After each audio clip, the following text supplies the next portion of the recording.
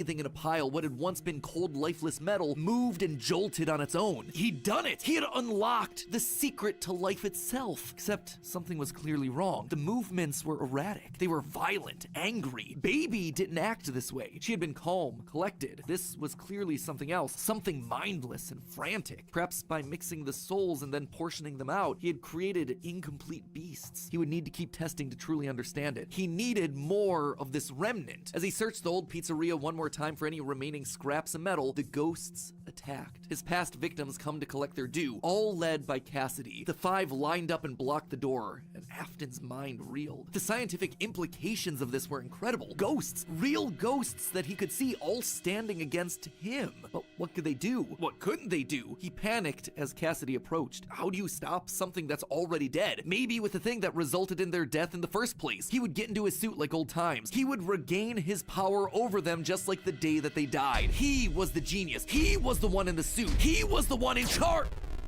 The spring lock snapped into place. Maybe it was his frantic movements. Maybe it was the leaky abandoned restaurant. Maybe it was just fate coming to collect its due. He didn't know. The only thing he did know was that his brain was suddenly filled with searing white-hot pain as hundreds of metallic pins and gears stabbed into his body from all sides. All he could do was collapse, blood slowly oozing out of the suit and pooling onto the floor around him. It couldn't end like this. It wouldn't end like this. His work was unfinished. Unable to move, his only option was to survive, to live, to keep living. It took days lying in his own blood, but eventually someone found him, a security guard making a normal report. When he saw the animatronics torn apart in the middle of the party room floor, it caused him to file an immediate report of a break-in. An owner would have to come in and claim the damage, and who else would it be other than Henry? Hope jumped in Afton's heart. Henry would see him. They were partners after all. He would be the one to help save him, to get him out of this suit, to relieve him from this tremendous pain. Henry entered the secret room. His eyes fell on Afton sitting there in the pool of red, and Henry, saying nothing, turned and walked away. This is just to inform all employees that due to budget restrictions, the previously mentioned safe rooms are being sealed at most locations, including this one. Nothing is being taken out beforehand, so if you left anything inside, then it's your own fault. Management also requests that this room not be mentioned to family, friends,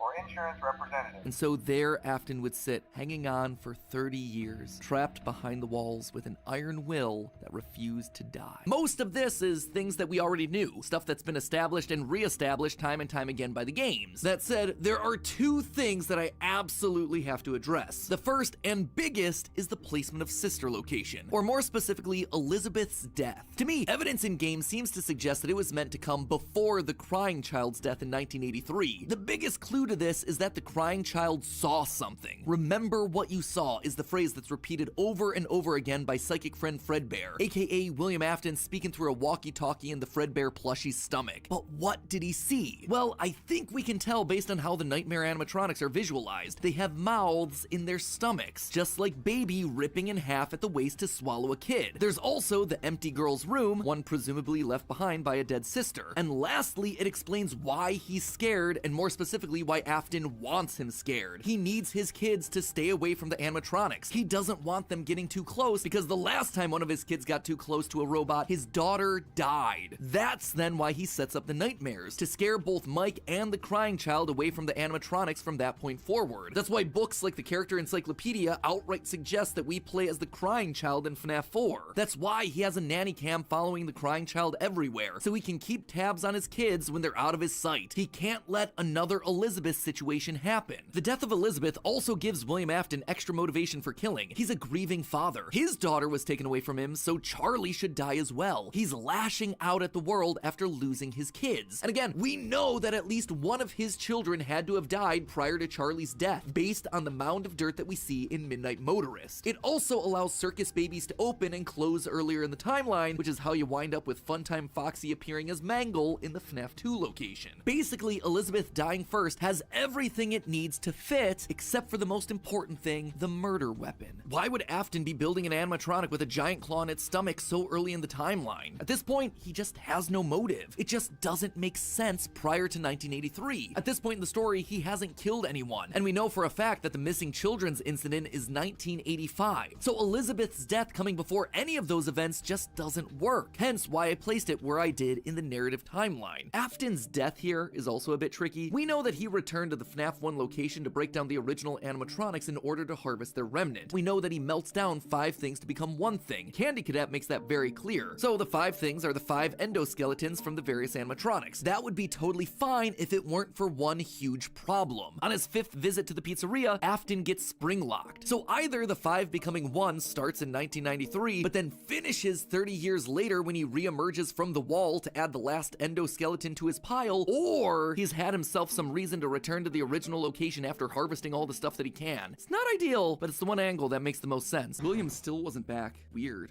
Michael knew his father sometimes traveled for work, disappearing for days on end, but usually there was some sort of notice, a phone call, a post-it, something. It's not like Michael and his father were close, far from it, but as a household of 2 suffering men coping with years of tragedy and loss, there was at least some element of communication between the two of them. They were united by a name and a shared pain. This time though, things felt different. William had left nothing. His absence was longer. There were no check-ins, no updates, just silence. Something had happened. If there was one thing Michael knew about his father, it was that he had contingencies, safety checks, backup plans. His father was a careful and guarded man. He held his cards close to his chest, and as such, William had prepared him in the event that something like this ever happened. Normally, his father kept his home office locked, but in the event of an unexpected, prolonged absence, Michael had been instructed to enter his father's office and look behind an empty set of shelves mounted in the corner of the room. Rolling his eyes, Michael entered the office. He never fully understood how William was able to spend so many hours of his days locked up in here. There was just nothing to do. Most of this place was empty. He dragged himself over to the shelf in the corner, expecting to find an emergency contact list, a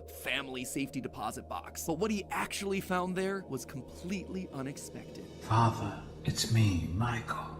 I did it. I found it. It was right where you said it would be. The shelf swung open and revealed a giant industrial elevator, one that led straight down into an underground bunker. But that was impossible. Hidden inside his childhood home was a secret entrance to an enormous underground science lair? It didn't make any sense. Seriously, it didn't make any sense. And yet, here it was, mapped directly underneath the floor plan of the house that he'd grown up in, lost his brother in, been tortured in. Michael thought that he'd known his father, a prideful, sad, angry man with petty everyday problems, but clearly he'd been living with a stranger this entire time. His father had secrets. Suddenly, the days of William being locked inside of his office made sense. He'd been here the entire time. Where was here, though? Was this Circus Baby's entertainment and rentals? The Circus Baby restaurant always did seem to be a deeply personal project for father. A failure of his that cut unusually deep, especially after that first location had to be closed prematurely due to the gas leaks. After that day, father really did seem to change, to lose himself even more in his work. Clearly, the entrance he had found was some sort of secret back way into the facility, one that required crawling through vents to navigate. His father had been working here, but in secret.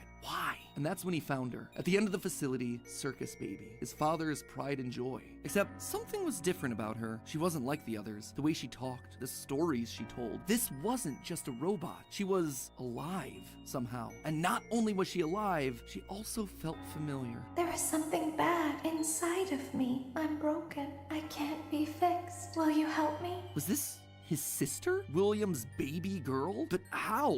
Why? What was this place? He dug around some old files and found blueprints outlining the features of these animatronics. Storage containers, voice mimicking, parental tracking. And was that a child in Freddy's stomach? Was his father collecting and experimenting on kids? Were all the rumors that he'd heard throughout his past actually true? That the animatronics came to life at night? That there were murders done in all the pizzerias? That his father had somehow been the prime suspect in all of it? Suddenly, Michael's mind flashed back to his persistent nightmares throughout his childhood. Had he been experimented on too? Tears stung in his eyes as anger, fear, and confusion filled his body. His father's secrets were pouring out. William wasn't just a lame, overworked father. He was a monster, toying with life itself. Suddenly, everything clicked. He frantically looked around the room, blinking human heads on poles staring back at him. Green eyes, his sister. Blue eyes, his brother. Closed eyes, his mom. All just staring, expectantly. These were meant to be human. William was working down here trying to make believable humans, literally rebuilding the family that they had both lost. The small little girl robots with their British accents roaming the hallways of this underground facility suddenly took on a whole new context. Hello in there. Is it the same person? Were those meant to be his sister? A replacement for her? A clone? Was William building clones of his sister? They seemed to know him, after all, to react to his presence. They were all there. They didn't recognize me at first, but then they thought I was you. He always did have a bit of a resemblance to his father. Michael's mind reeled as the reality of his world crumbled to dust. No, he had to get them out of there. If this really was his sister, heck, if any of these things were human, souls, whatever remnant of the humans that they once were, they needed to be rescued. They always put us back inside. There's nowhere for us to hide here. Led by the voice of Circus Baby, he marched through the now empty halls of the Funtime Auditorium. He would lead them. He would protect them. And finally, he would be able to forgive himself for the killing of his brother so many years. You are in the scooping room now. The scooper only hurts for a moment.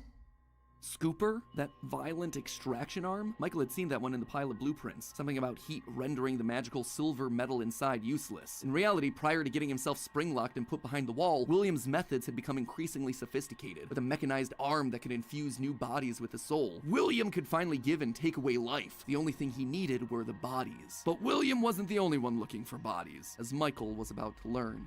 But if we looked like you, then we could hide. If we looked like you, then we would have somewhere to go.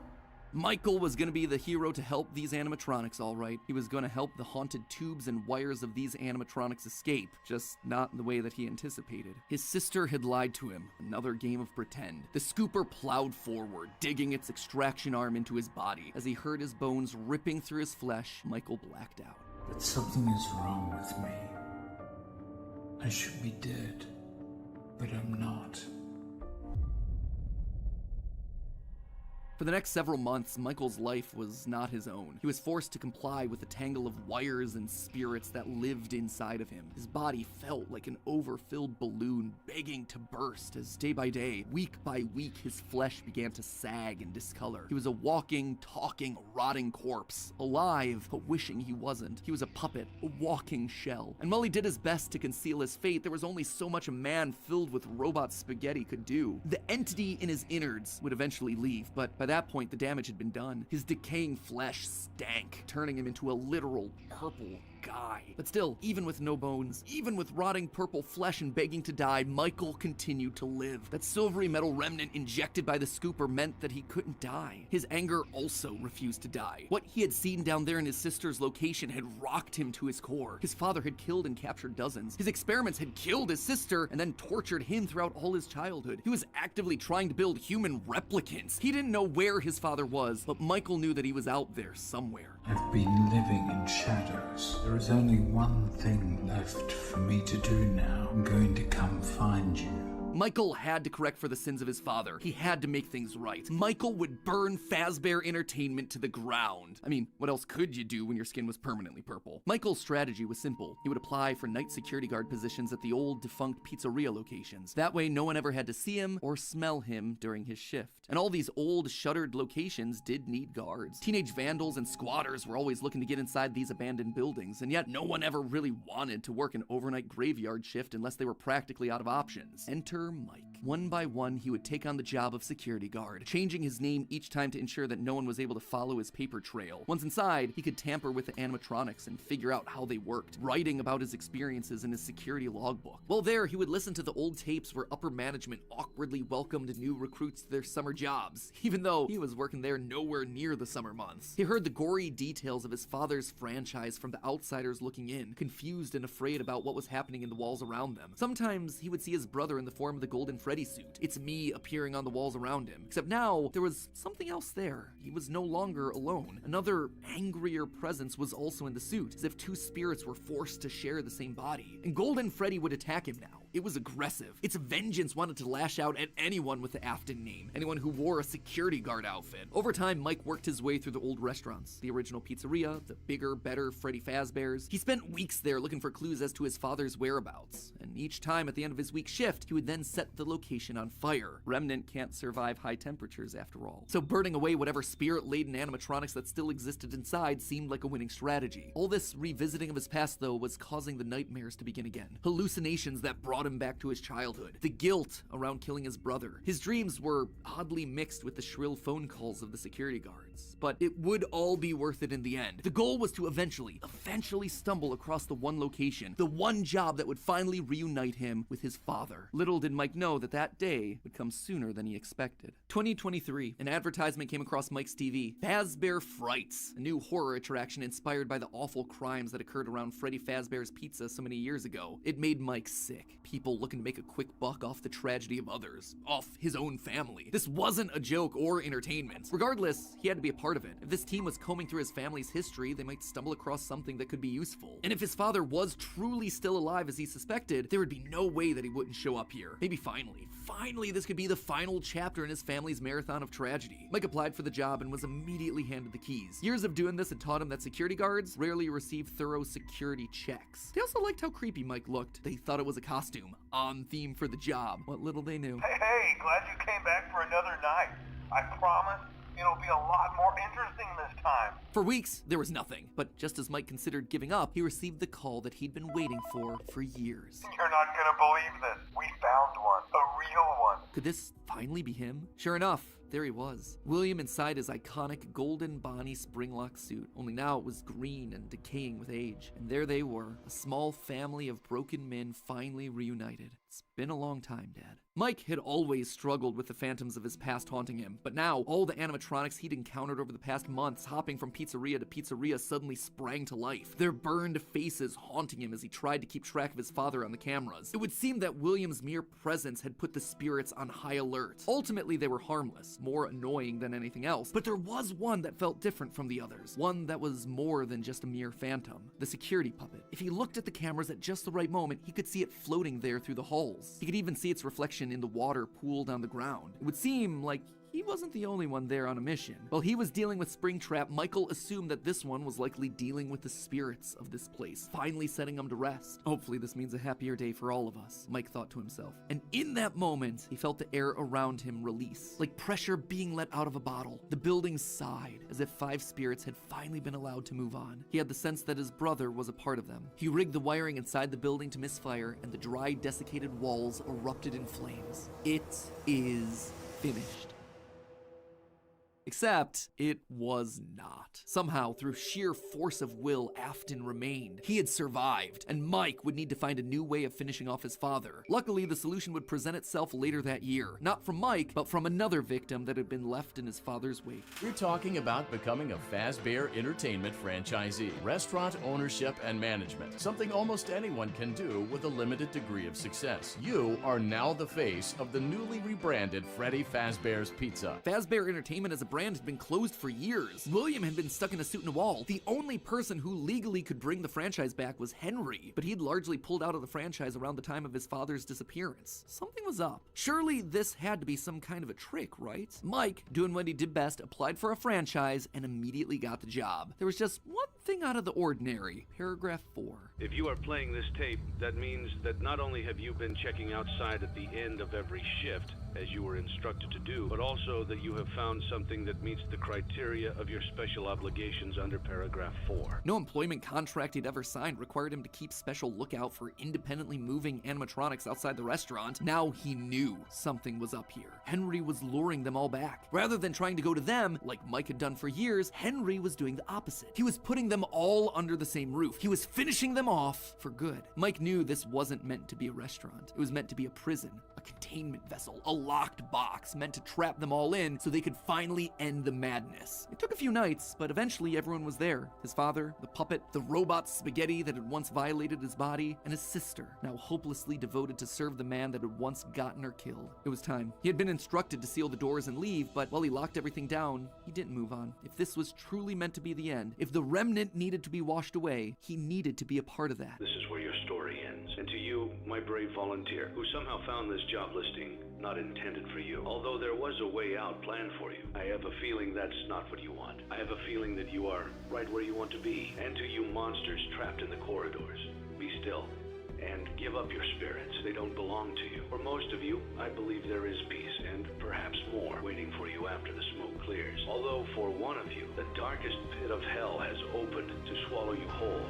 So don't keep the devil waiting, old friend. And with that, it was over. The Afton legacy died with all of them trapped inside of a literal box. As the flames danced around the office, Mike, for the first time in decades, was happy. But William wasn't gone yet. Although the darkest pit of hell was open and waiting for him, something or someone wouldn't allow him to move on. Instead, he found himself locked in moments from his past. The pizzeria, his son's room, his underground bunker. It was as if his brain's neurons were all firing at once, overloaded, mixing and matching all his biggest fears, regrets, failures. What was this place? How did he get here? He called out into the silence.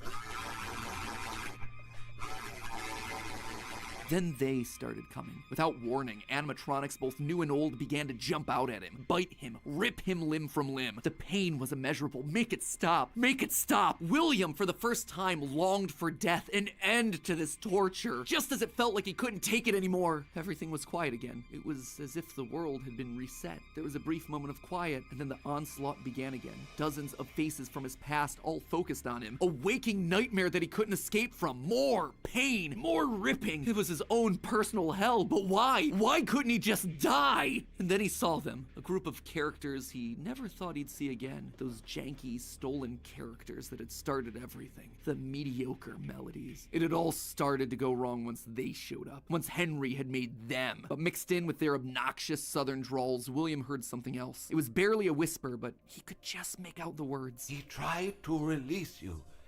He tried to release us. But I'm not gonna let that happen. I will hold you here. I will keep you here. No matter how many times they burn us. That voice. He knew that voice, but from where? Greetings from the fire, and from the one you should not have killed. The one he shouldn't have killed. William thought back. He'd done a lot of awful things, but there was always the one that stood out. Not Charlie, his drunken act of revenge. Not Susie, his first true murder, no. Instead, it was the one that he had lost control with. The one that he had broken beyond repair for no good reason other than because he could. The one that he'd stuffed inside the golden bear that his partner used to wear. Cassidy. They were back, and now they were trying to punish him, to make him suffer like he'd made them suffer. It was almost like William and Cassidy's souls had been locked together, fused by a collective rage and spite, each refusing to move on. But while Cassidy was so focused on taking revenge, they actually did the one thing that would be the downfall for so many others. They kept William alive. Even though fire should have destroyed the remnant that was coursing through his being, Cassidy kept William breathing, paving the way for his escape. William's will was so strong, his soul so powerful that he managed to put a part of himself inside the circuitry that housed the spring-locked suit. And there, his consciousness lay, inside a single circuit board, waiting for someone to find him and set him free. A person that no one would suspect. You might have noticed that I was vague about the dates, and there's a good reason for that. I don't know them. There is no good way for me to make them fit in. Here's what I do know. We know with a high amount of certainty that Michael Afton is the character that we play as up until Ultimate Custom Night. Mike Schmidt and Fritz Smith, the security guards for FNAF 1 and FNAF 2 respectively, get fired for, quote, tampering with the animatronics and odor. So weird connection between the two of them, right? But now, look at the phantom animatronics that are haunting us in FNAF 3. They use models from both FNAF 1 and FNAF 2, meaning whoever is sitting in that security guard chair, Fazbear Frights, they have to have seen both locations and their animatronics. And that's not all. Their designs are burnt. It's a weird detail in the game, and it's something that the character encyclopedia repeatedly calls attention to. The burned texture for these phantom animatronics. Why is that so unusual though? Fazbear Frights is the first time in the franchise that we hear about anything burning down. From that point on in the story, it's like the characters turn pyro and are suddenly setting fires left and right. But for the first 3 games, nothing ever catches fire. The animatronics are just moved or repurposed in some way. So when did they burn? And why would our security guards see them as being burned? Someone has to have been going location to location, setting these places on fire, purging the sins of the past. We know we're definitely playing as Mike and sister location in FNAF 6 based on the in-game dialogue. And in FNAF 4, there's an Easter egg where we can hear the phone call from Night 1 of FNAF 1, meaning that whoever's in that bedroom has heard the recording as a security guard. We also know that Mike has seen the nightmare animatronics based on his drawings in the security logbook. So overall, there is solid evidence that connects all of FNAFs 1 through 6. You'll also notice how the character encyclopedia doesn't have a page for Mike Afton. This thing has a page for Chocolate Bunny Bonnie, but not Michael. Some tells me they don't want us to confirm how many games he's been in, because that would confirm too much of the theory. In short, this gives us an incredibly compelling and complete narrative. Mike as our protagonist, and William, his father, as our antagonist. Mike accidentally kills his brother in Fredbear's mouth, which begins our story and sets William down his pathway of destruction. Mike is then haunted by the guilt of his past and is looking to make things right across the rest of the games. In Sister Location, he learns what his father's been up to and realizes what he has to do to correct it. After failing to finish the job in FNAF 3, he ultimately helps Henry end it all in FNAF 6. It is great. It is a clean narrative. There is just one problem: timing. Mike's quest can't really start until he's been down to Sister Location, seen Baby, and gotten himself scooped. That's when he finds out about Afton's secret life. It's also when he's gonna start to smell, because, you know, he's a walking, talking, rotting corpse. And we know that he's not going down into the bunker until the Funtime animatronics have been made, Freddy's has been closed, and Afton is out of the picture. That all should be happening post-1993, after William is sealed behind a wall. But that then presents us with a few problems. Afton has already dismantled the original animatronics as we see in the FNAF 3 minigames. How are those things getting burned if they're already deconstructed? But more importantly, we see FNAF 2 paychecks with the date 1987. That is way earlier than I think it can be. To be fair, Fritz Smith's pink slip on night 7 doesn't have a date, but it's a bit weird to say that the first few nights are in 1987 and then employee number 3 is hired on years after the restaurant closes. Fazbear Entertainment was dead. There is no need for you to return to work next week, as Fazbear Entertainment is no longer a corporate entity. All debts had been paid, all assets redistributed. The company was outright dissolved. Even the memories of the horrors that had happened there started to fade away in the public consciousness. The people were gone too. William was dead. Henry was gone. A whole generation of young Emilys and Aftons had lost their lives to the horrors of the pizzeria. All of them collateral damage to the man in the bunny suit. Everyone the company had ever touched was dead and gone. Well, all except one. Pay your child support, you deadbeat! I'm keeping the diamond ring. I also set the house on fire! Clara Afton. She'd been there in the early days, back when things with William were good. They'd had the perfect home, a thriving business, the ideal family. But shortly after their youngest son died, things started to change. William had become distant, lost in his work, obsessive. She had watched him change from this irritatingly brilliant man that she had fallen in love with to a drunken monster struggling to hold himself together. And despite her trying to reach out to him in those desperate days, he was just too far gone.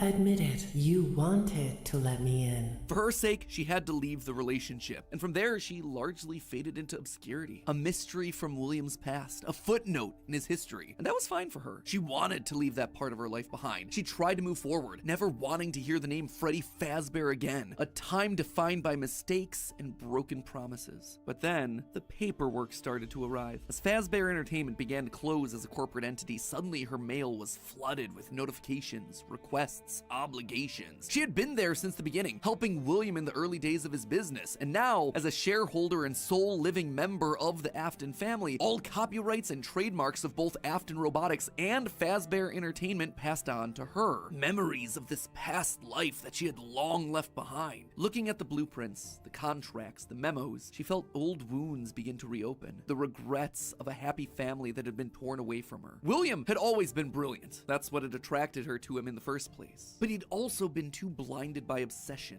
and pride. He was too jealous, too petty, too unable to actually see a bigger picture. But now, holding the paperwork that contained decades of heartbreak and trauma, she realized it was her turn. She was holding the power. This was her chance. And one thought resonated in her head. I will put them back together. I will put them all back together. She would be the one to rebuild this family, to rebuild the pieces of that shattered life, to reclaim the kids that Fazbear had stolen from her. But how? Looking at William's work now laid out before her, she knew that he had been onto something, collecting remnant, robotic humanoids, digital conscience transference. The pieces were all in place, they were just scattered, fragmented. It was almost like there were too many ideas going in too many different directions. It was such an important idea that she reiterated that point to herself. There were too many ideas going in too many different directions. That said, there had to be a way to save it all. She just needed to put it all back together. But how? To rebuild her family, she would first need to rebuild the franchise that had stolen them away from her. With ownership over the characters, their licenses, the technology patents, and the Fazbear name, she converted the corporation back to an LLC, a structure for smaller businesses that are usually family-owned.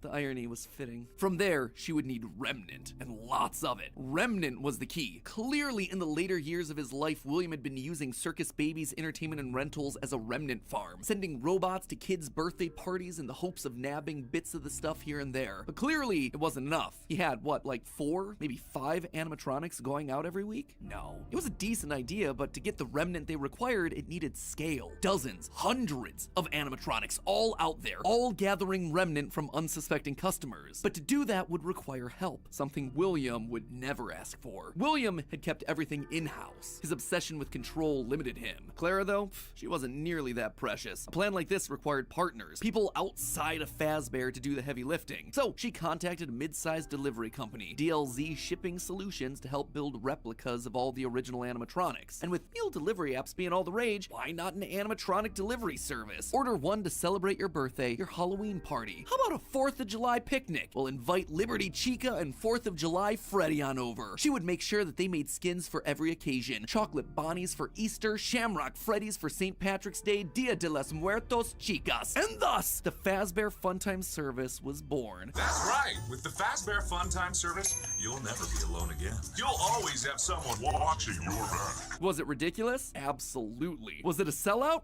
No doubt. It was exactly the sort of thing that William would have hated, but it needed to be done to get enough Remnant. Normally, the novelty of ordering an animatronic wore off after like what, 1, maybe 2 times? But with new skins for new holidays, suddenly you had yourself an animatronic perfect for every occasion. It would keep people hooked. It would keep them ordering the latest and greatest that Fazbear Entertainment LLC had to offer. And all the while, they'd be collecting and returning the Remnant back to her. In a word, it was brilliant. There was just one problem with it. No one trusted the Fazbear name. The company's brand was still mud in the public eye. No one would want to hire animatronics from the restaurant franchise known for murdering children. Nothing kills a party quite like the threat of death, you know. So she needed to find a way to discredit the stories that had come before. She needed to win back the public's affections, reactivate some nostalgia for the spooky stories of their childhoods. She needed a game. Multiple games, in fact. They lied to us. They lied to all of us. They told us that the whole point of this VR game was to undo the bad PR done by a rogue indie game developer. But that's not true at all. Those indie games were designed to conceal and make light of what happened. This isn't just an attempt to rebrand. It's an elaborate cover-up. Struggling game developers were a dime a dozen online, most working on their magnum opus between shifts at the Dollar General. So she found one. Steve just picked him out of obscurity, the right mix of desperate and doofus willing to say and do anything for a couple extra bucks. And he fell right in line, as expected, delivering stupid little things with dumb generic names like Mangle's Quest, Balloon Boy's Air Adventure, Five Nights at Freddy's. Bad gameplay with even worse graphics, but hey, they got the job done. People were suddenly talking about the clues inside of these things, searching for the hidden lore. They were actively making jokes about dead kids at pizzerias. Her husband's twisted history of serial murder had suddenly been reduced to a mere Nancy Drew mystery to be solved. The plan had worked. Freddy Fazbear's was suddenly more popular than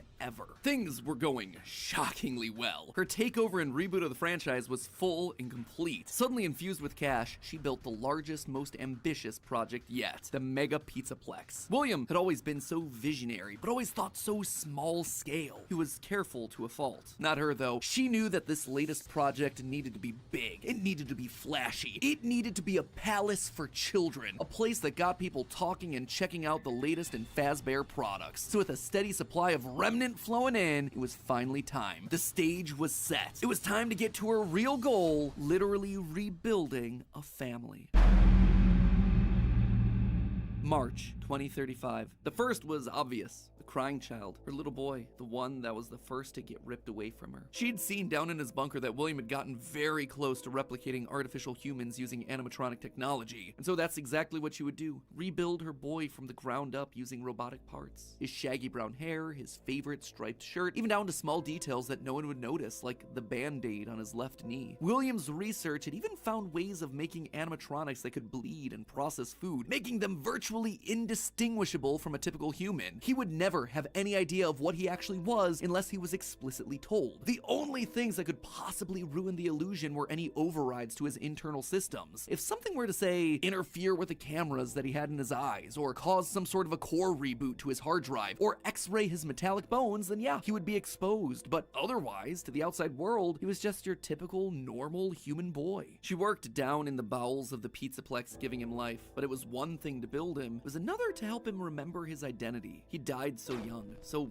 early in their history, that there was no preserved memories for him, no documentation that she could just download into his digital brain. So bit by bit, she trained him, forcing him to remember who he was. In a corner of the room, she even made a makeshift dinner table, a reminder of their happier days. The family recreated: 2 brothers, a sister, a father, and the mother at the head of the table. The one in charge, the one in command, the one bringing all of this to fruition. But his progress was admittedly slower than she would have liked. At first, he could only communicate through simple ones and zeros, then rudimentary drawings and crude letters. But bit by bit, images of his past life started to come through. Balloons, colors, houses, bears and faces, birthday parties. All for me. Gregory was alive.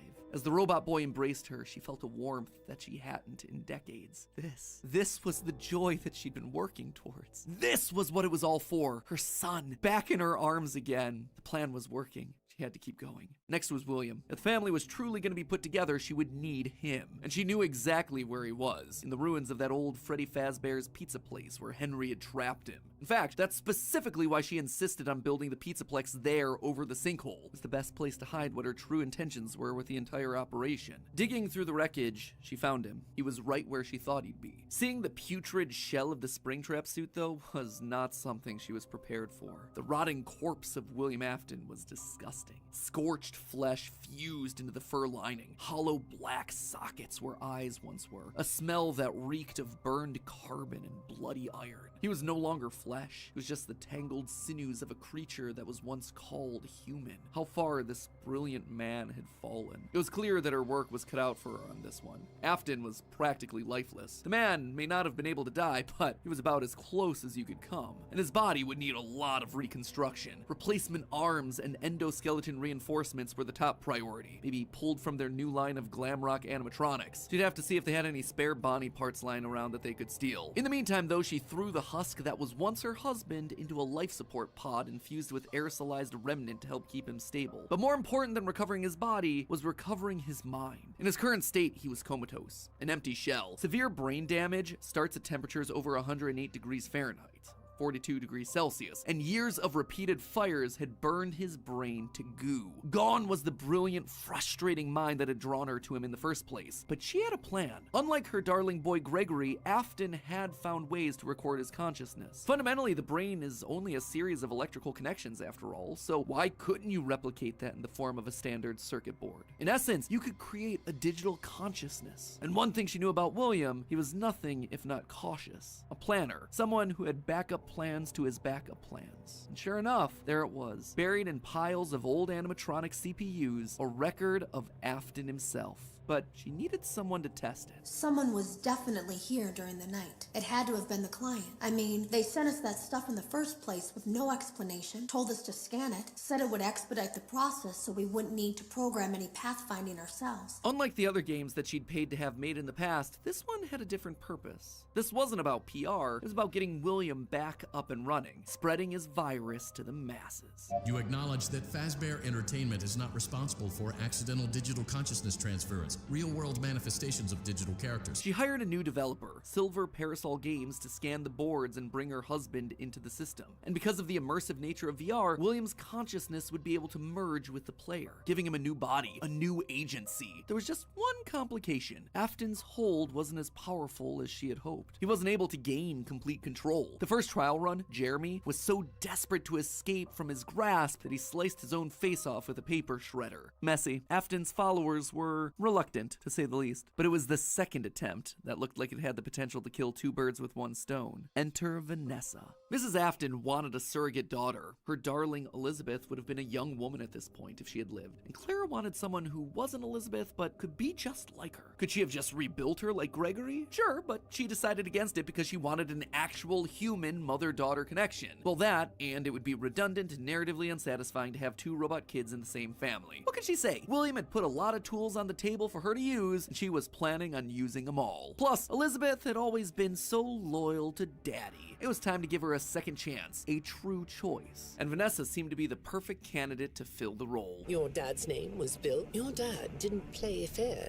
did he? He used to make your mum look bad in court. He manipulated you. I know your mum after she lost the custody case. I was supposed to be a good girl. She started as a QA tester at Silver Parasol Games, the VR game development company that was part of her plan to bring back William. But more importantly, Vanessa checked all the correct boxes. Right age, blonde, green eyes with a fondness for flowers and the outdoors. In many ways, it was her daughter all over again. Except it wasn't just looks and personality. What really mattered was Vanessa's mind. Underconfident, coming from a broken home, motherless, able to be manipulated. Yes. She would do nicely. She would be the one to save dear old Daddy, just as the real Elizabeth would have wanted. I will make you proud, Daddy. While testing the VR game, William's digital consciousness merged with Vanessa. Oh sure, she fought, fragmenting Afton's code into a series of tapes hidden across the game, trying to do web searches to regain control over her life, but it wasn't enough. She was weaker than Jeremy. She was a thrall that, despite occasional moments of lucidity, had to obey. And with Vanessa, it was a 2-for-1 deal. She was getting a daughter back, while also bringing her husband one step closer to reactivation. She just had to make sure that Vanessa was headed the right way. The reborn Gregory was an expert hacker, part of the benefits of being an Afton and a robot, so Clara had him keeping tabs on Vanessa, hacking into her emails and trailing her therapy sessions to ensure the future Elizabeth was falling in line. If any of the therapists started to ask too many questions, they were promptly dismissed from their positions. And while Gregory kept tabs on Vanessa's personal life, Mrs. Afton made sure to clear a path for her professionally. With Silver Parasol's collapse at the hands of the Anomaly, she then had the possessed Vanessa bring the contaminated circuit boards to DLZ shipping and the Fazbear Funtime service. More glitches, more Remnant, more Afton. But it was her last move that was the best. In a true masterpiece of poetry, she brought Vanessa over to be Chief Security Officer at the Pizzaplex. A true family tradition to don the hat and badge, and all it took was a recommendation from the top as well as some emails marked for deletion. Sure, Vanessa didn't have relevant experience for the job, but when it comes directly from the CEO, does it really matter? Husband, son,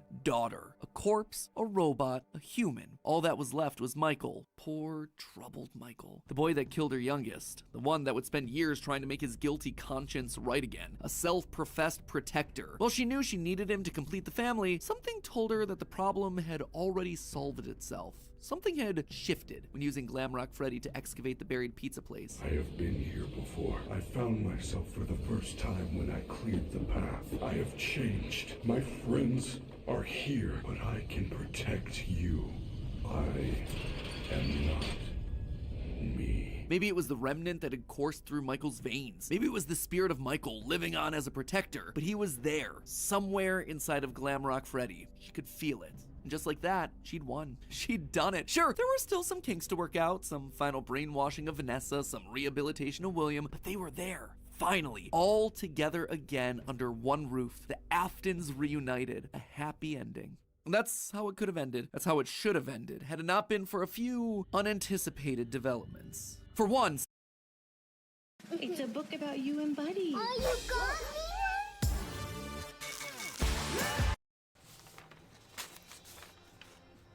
Oh, look who finally decided to show up. You know you've been gone for multiple... It's fine. I've been very busy. This isn't a theory channel, but I talk about whatever I want, and I seem to have stumbled across something big. Have you guys ever heard of a show called Total Drama? It was a very formative show for my youth, and I'm still obsessed with it to this day. No matter what the schedule called for within each year, it always aired around the summer in America, and I was like, hey, it's the summer in America now. Everything I do is perfect timing. If you haven't seen the show, then your homework for today is to go watch the whole thing. That's fine. It only took me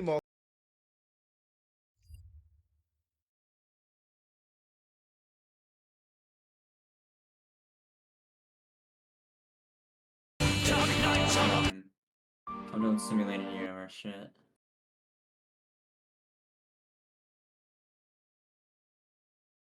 I'm doing simulated universe shit.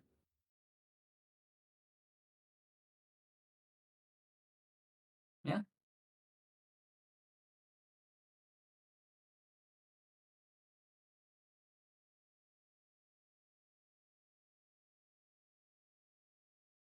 Wow. Smack. Ooh, and it enhanced the hunt one. Let's go. It enhanced the hunt blessing. Let's fucking go. Gone.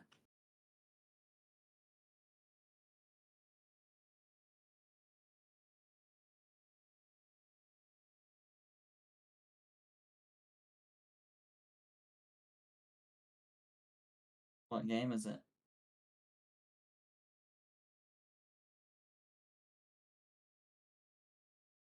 Hmm.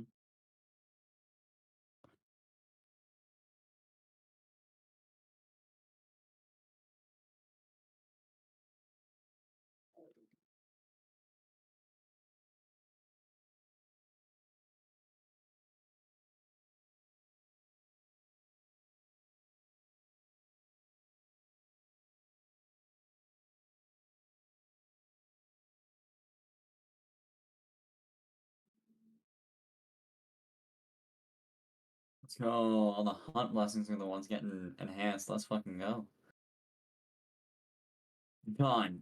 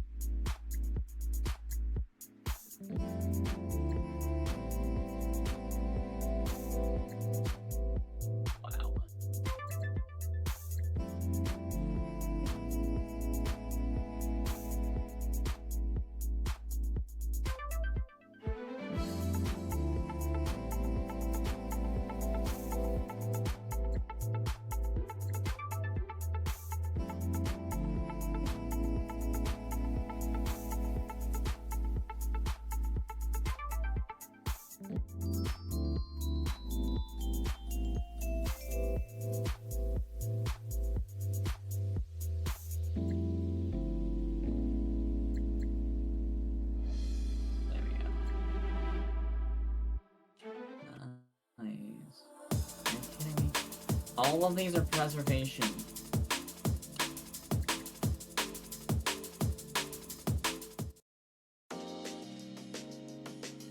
I'll just get this one. It's enhanced and it's good. Alright. Out of the way. Done.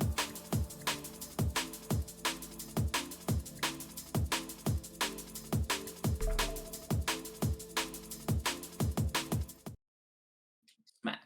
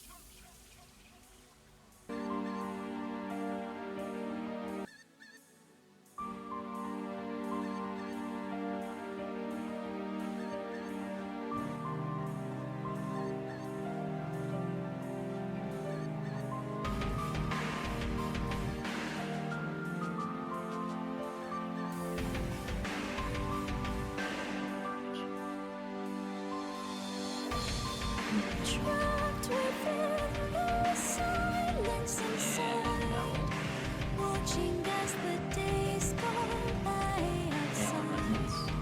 Space cheese. Replacing, discarding my face in this hollow tomb.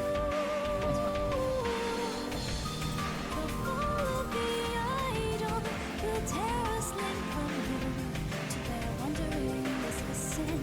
To where nightmares can begin. This life did not choose us, it chose to consume us. Too ready for the day we march with dread beneath the sway. Dark nights are upon us. Black magic slays on the chorus. For the choirs in tune with an angel. Foresight of the broken chain us. We hope to meet and combine us. Within sorrow and blindness, we'll follow where the path of freedom can rejoin us now. We bow before our fate, for goodness sake. Where's the pride when we needed it to carry away? This decay has derailed. Now she walks, leaving trails of the I can add toothpaste. Or sugar. fall into the hands of sorrow, drawn by the darkest pain. Walk into the pit of silence. I am the one calling your name. I am the name of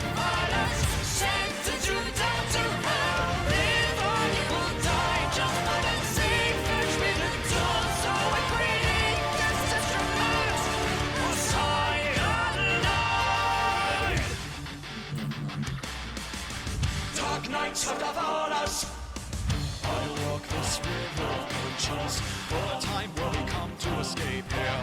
This Lent is an open vengeance. I've laid in here for the longest time. The deadliest quiet times for my awakening. This reckoning will see the light tonight. We bow before our fate. For goodness sake, where's the pride when we needed it to carry away this decay? Has derailed, now see what's leaving trails of the damned.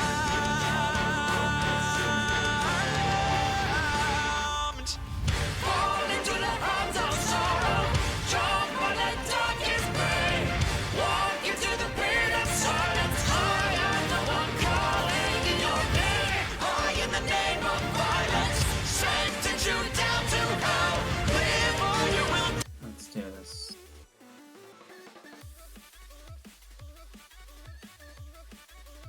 Good job. Alright, I'm about to fight Svarog.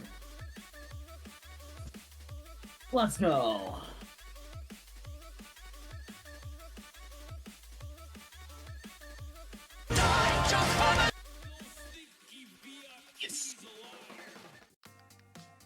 I got some free damage off on Svarog. Oh my god, he's weak to quads. For 3 turns, I think.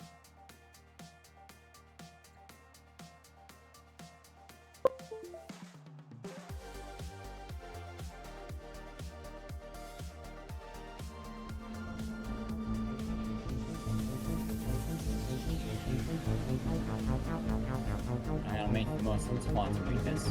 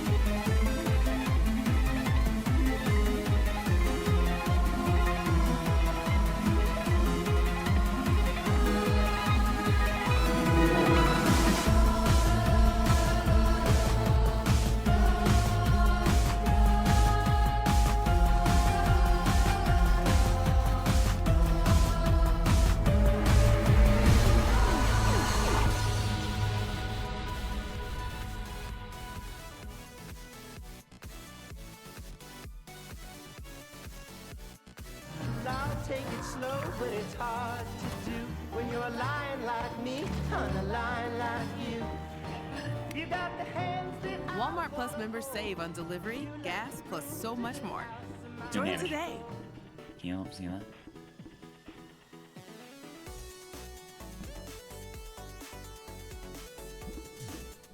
Well,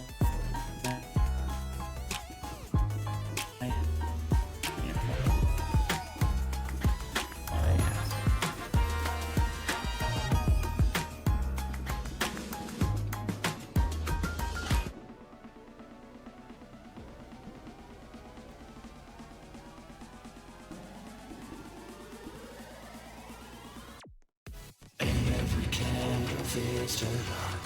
Every fire you lose a spark. Watch them dance the night away to the heart. Beat stops.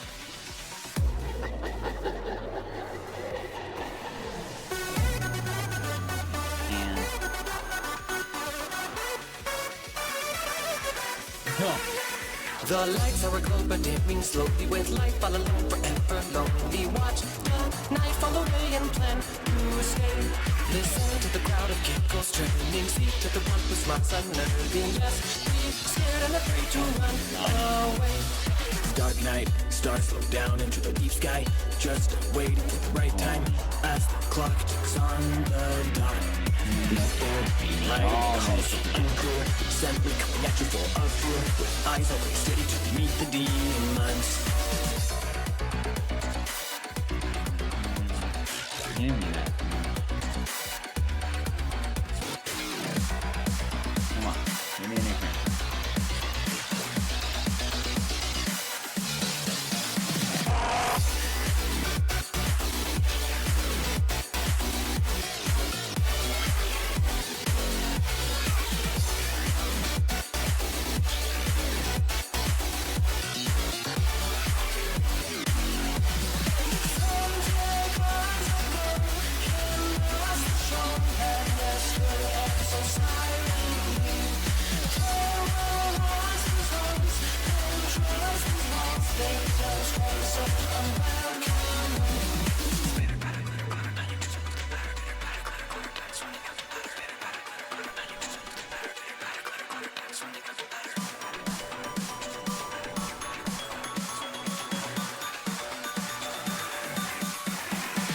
The lights are aglow but dimming slowly with life all alone forever lonely. Watch the night fall away and plan to escape. Listen to the crowd of giggles churning. Speak to the one who smarts unnerving. Yes, be scared and afraid to run away. Dark night, stars slow down into the deep sky. Just waiting for the right time as the clock ticks on the dot. Let there be light in the hall so unclear. Simply coming at you full of fear, with eyes always steady to meet the demons.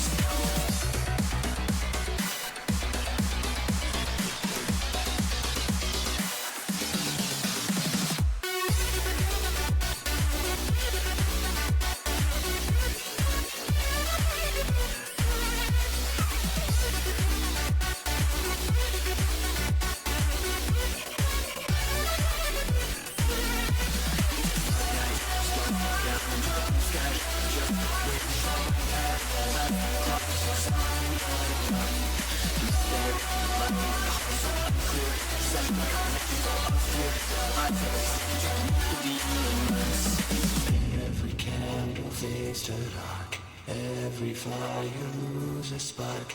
Watch them dance the night away to the heart. Beat stops.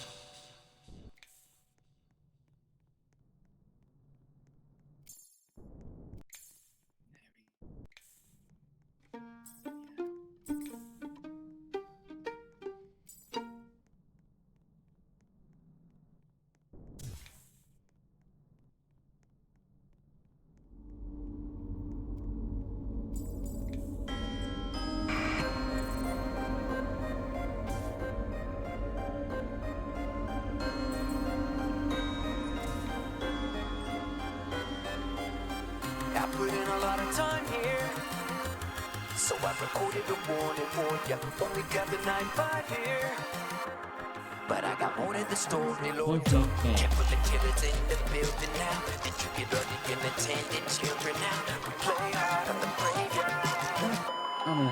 once you're in, no getting out. Oh, so you work in security. Intruder alerts are surely a certainty, including the curse of working security when your imposter syndrome ends up turning you verbally. Pull up your mind, it is toggle between, even if something non is jumping off of the screen. The party's popping off, everybody's starting to scream. If you keep up with the monsters, you can follow your dreams. You picked up the job, now don't drop your guard, cause the pizza's not hot, but the demons are. Started from the pulpit, no apologies if I get you started for all things Chuck E. Cheese. The first animatronic to serenade me with song, and ever since it's like I never stopped singing along. Stuck in a circular circus, it's an eternal loop now. Every remnant of any family fun was slow down. Now my years have gone dull, cause I'm home.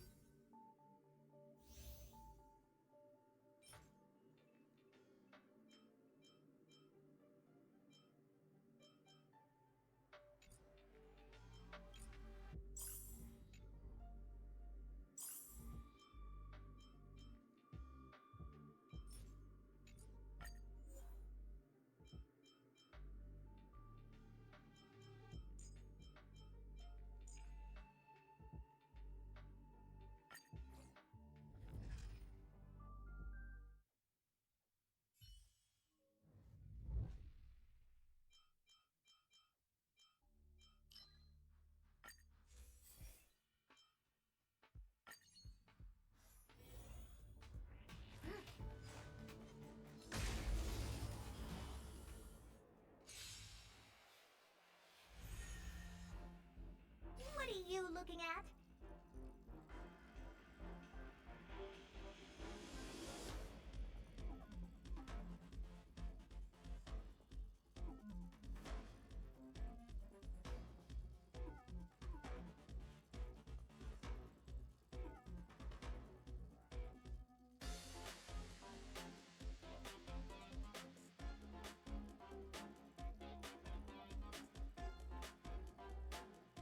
I don't know.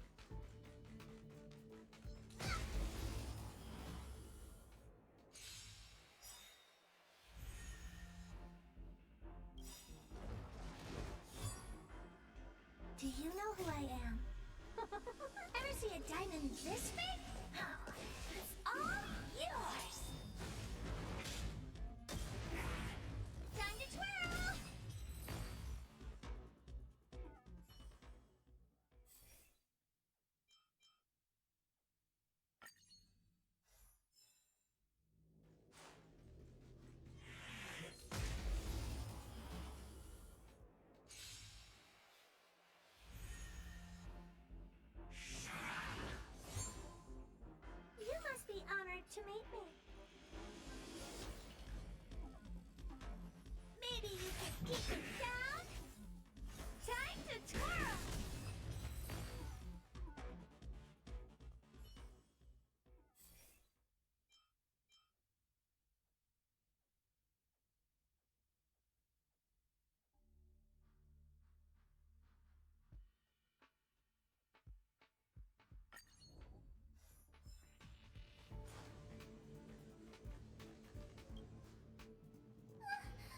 That one's a little scary.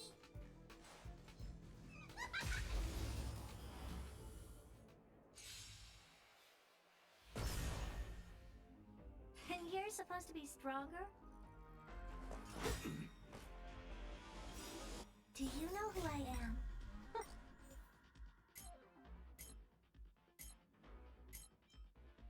Ever see a diamond this big? It's all yours!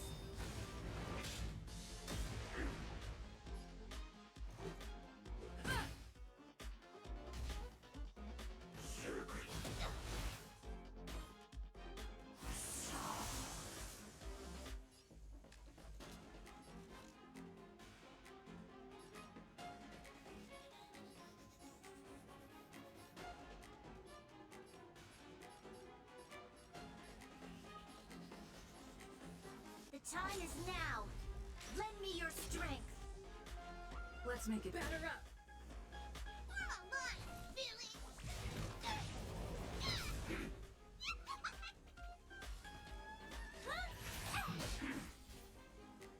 Time to twirl.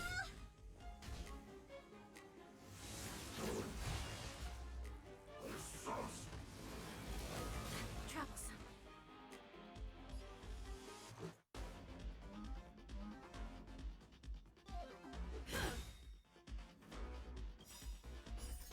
Rules are made to be broken.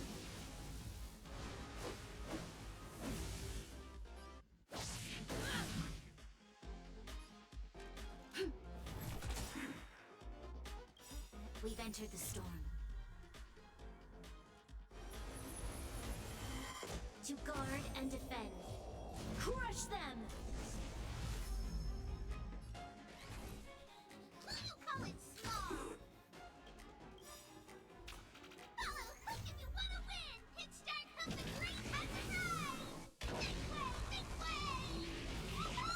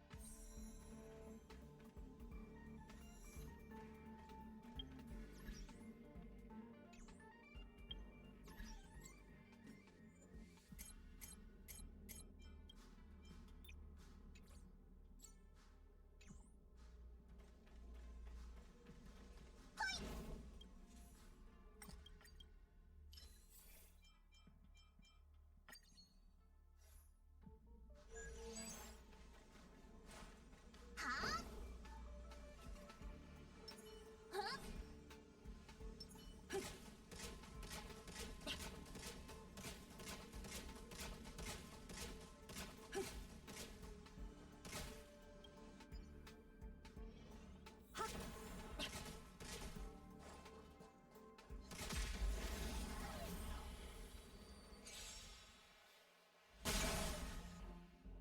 あなた、それじゃダメだよ。くるくるっと。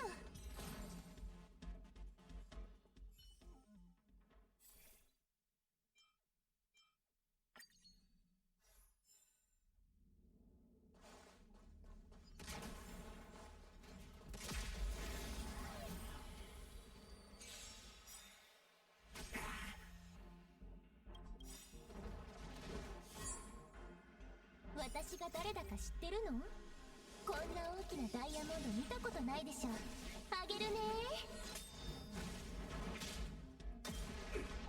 くるりんと。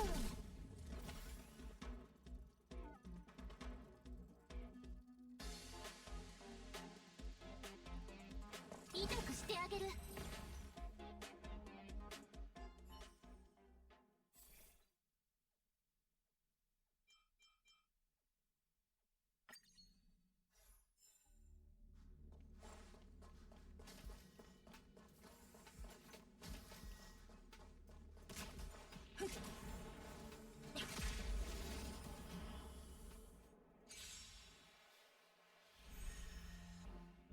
何見てるの？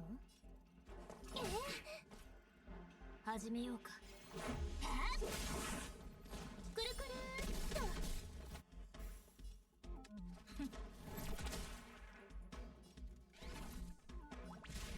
いくよー。バイバーイ。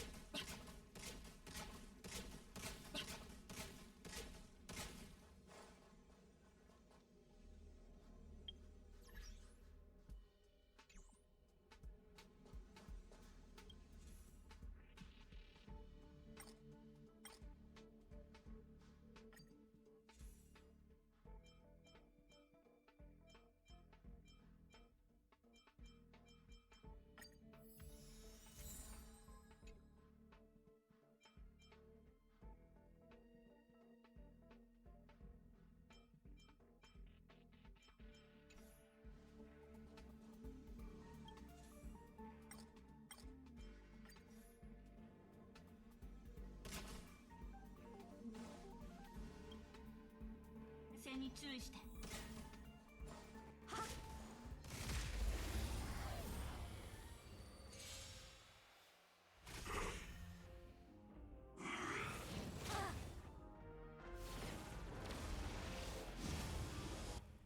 ほんの少し強いだけでしょ。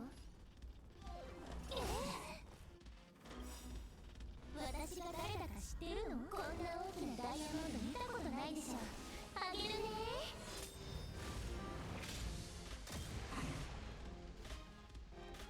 始めようか。くらえ。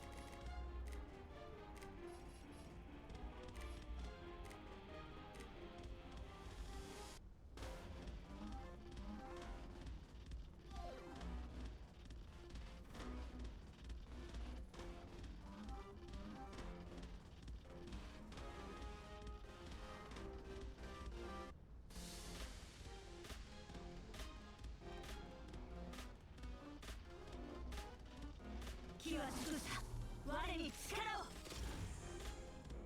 即戦即決でいこう。はっ、いたずらしそらおら。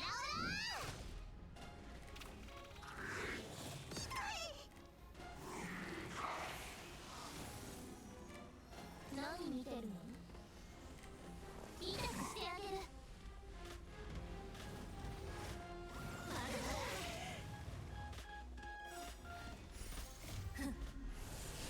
ルールは破るためにある。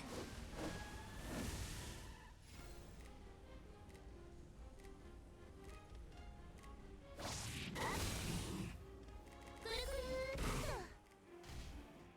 と。この機会を逃さないで。やっ。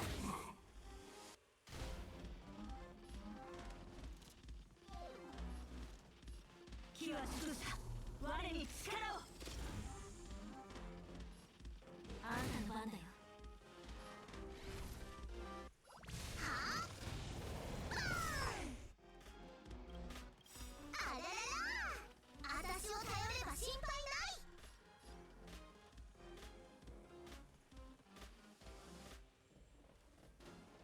ドスクロのフック様のご登場だ。どけどけ。ぐるりんと。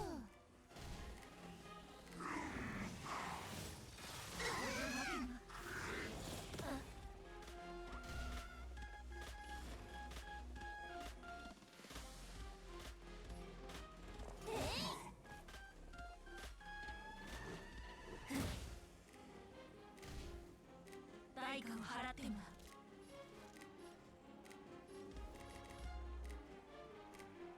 気は尽くさ、我に力を。やっ。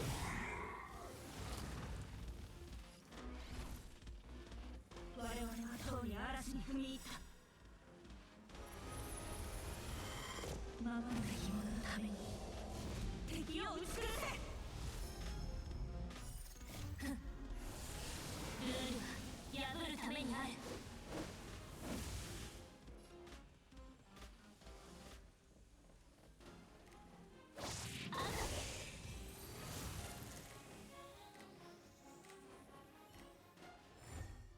我々が失ったものを全て取り戻す。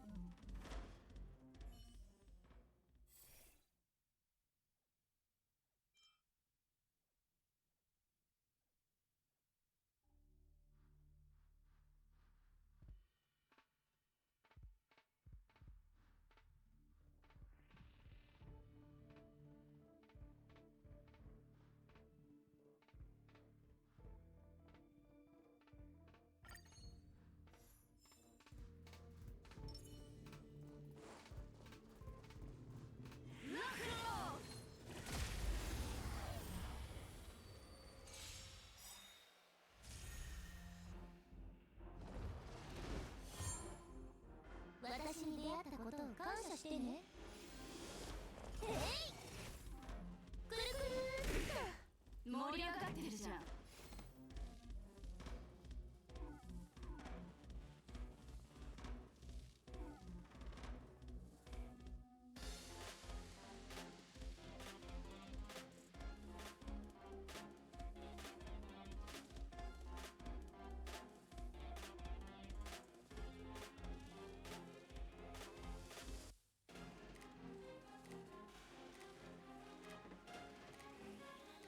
観客を待ってるよ。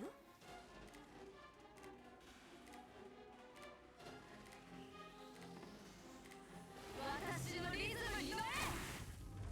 くるりんっ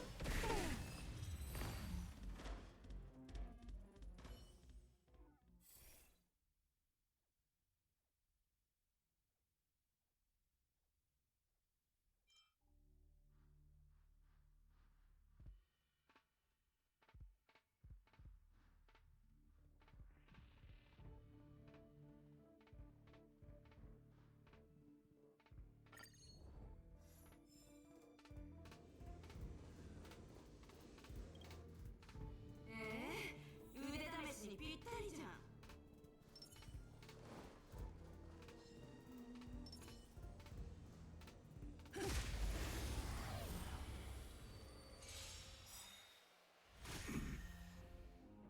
ほんの少し強いだけでしょ。痛くしてあげる。この曲はあなたに。はいなれ。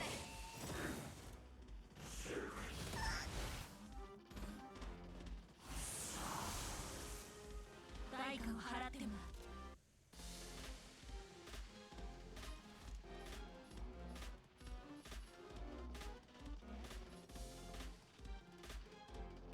機は尽くした。我と共に戦え。悪者、名を名乗れ。誰がちびっこだって。ふん、何見てるの。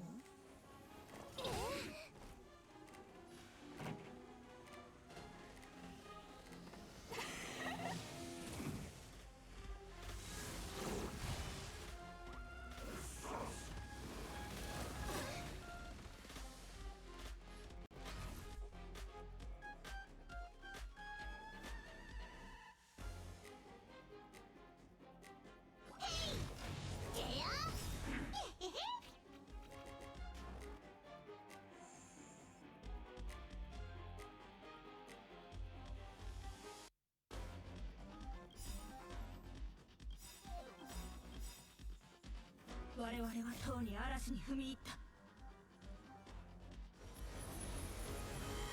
守るべき者のために敵を打ち崩せ。私が誰だか知ってる。こんな大きなダイヤモンド見たことないでしょ。あげるね。己を解き放つ準備はいい？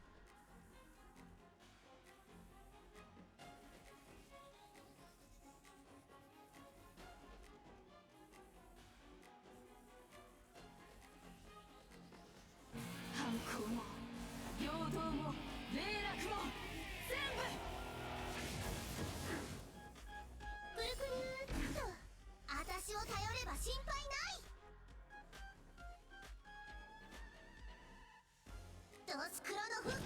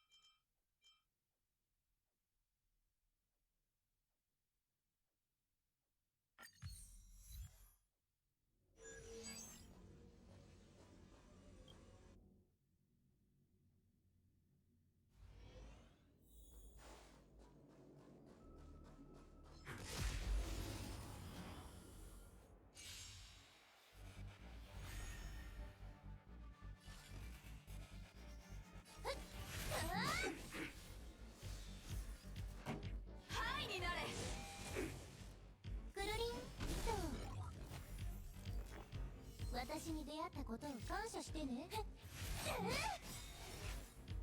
くるくるっと。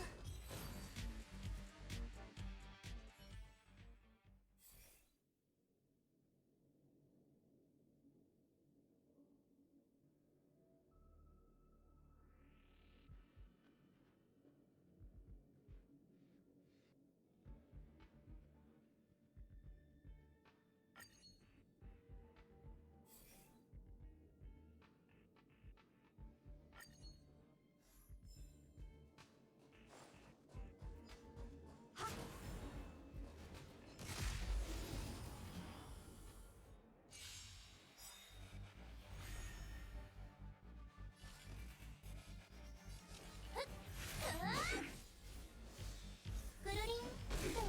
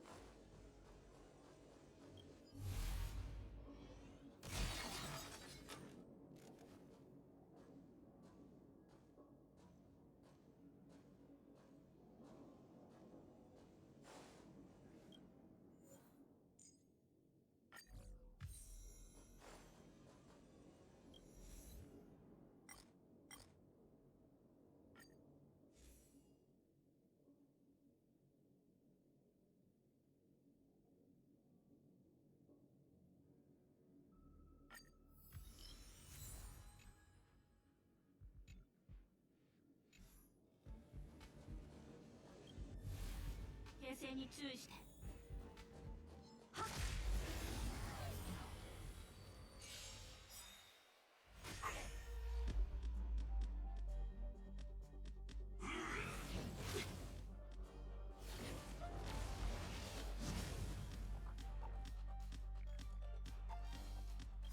私が誰だか知ってるの？こんな大きなダイヤモンド見たことないでしょ。あげるね。ほんの少し強いだけでしょ。も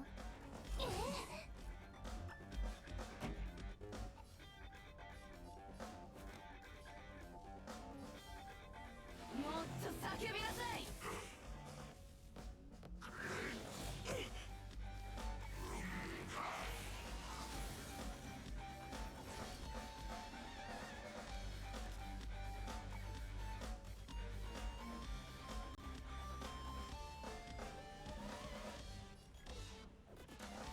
機は熟した。我に力を。何見てるの？えい！悪者名を名乗るは？バーン！あららら！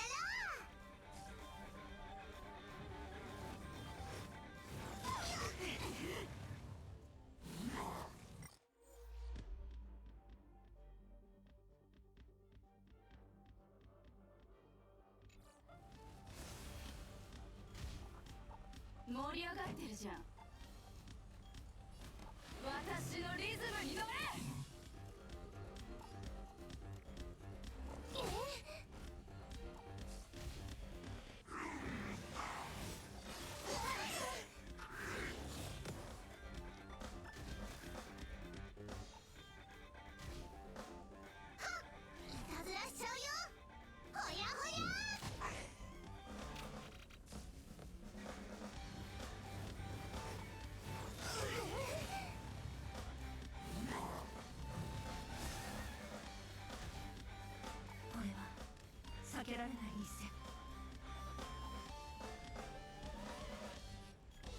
尽くした我に力を。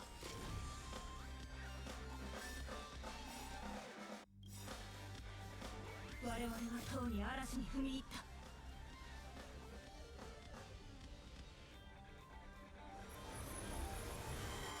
守るべき者のために敵を打ち崩せ。私を頼れば心配ない。ドスクロのフック様のご登場だ。どけどけバーン。くるくる己を解き放つ準備はいい？反抗も陽動も霊落も全部。くるりん。私が誰だか知ってるの？こんな大きなダイヤモンド見たことないでしょ。あげるね。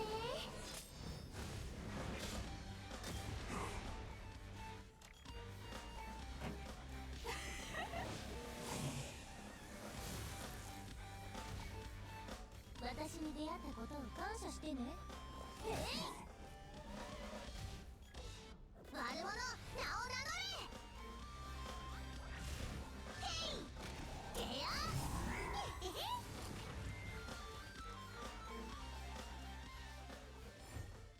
我々が失ったものを全て取り戻す。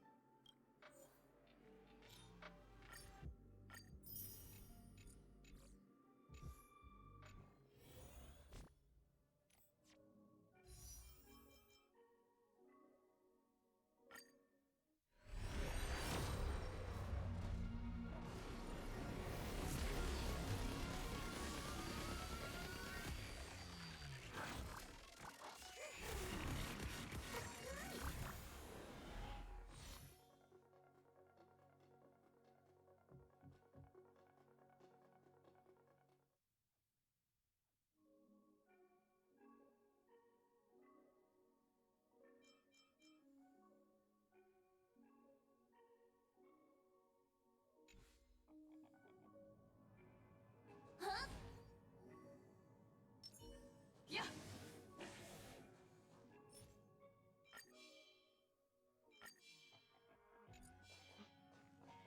ロックンロール！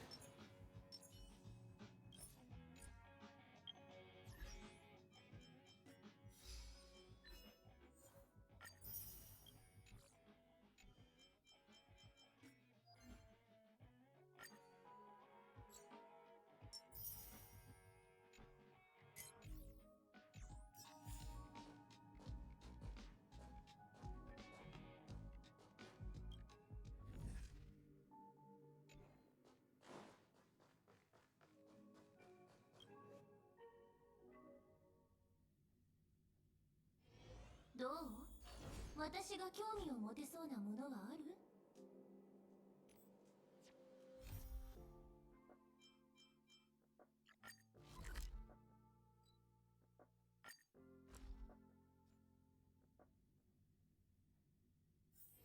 どう？私が興味を持てそうなものはある？はっ？